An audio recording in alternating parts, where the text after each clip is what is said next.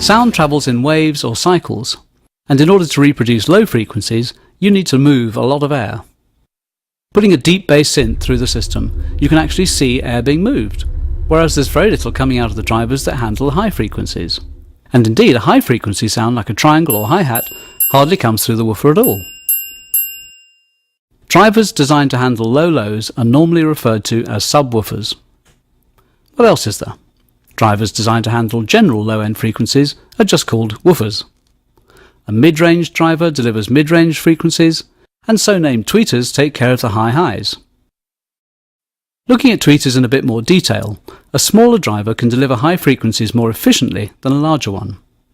But since these smaller drivers can't produce sound levels equal to the acoustic output of low-frequency drivers, a horn is generally mated to the high-frequency driver to concentrate and control the acoustic energy it produces. Different driver sizes are best for reproducing different audio frequencies.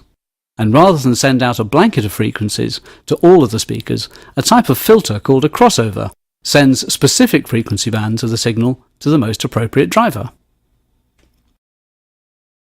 Depending upon the system, or the crossover, you may have more or less control over which range of frequencies cross over to the next speaker in your system.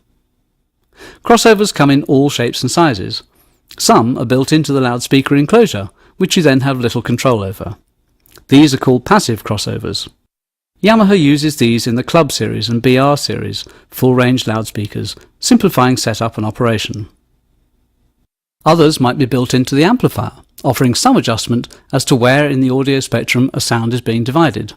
Or, on a large system, you'll probably find a separate electronic crossover, which is plumbed into the system between the mixer and the power amplifier.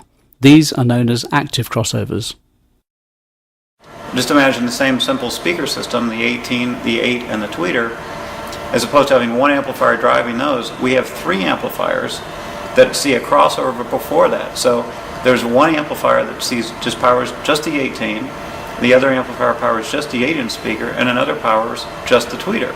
You can imagine the low end is going to take the most power, the mid-range is going to take slightly less, and the tweeter is going to take slightly less than that.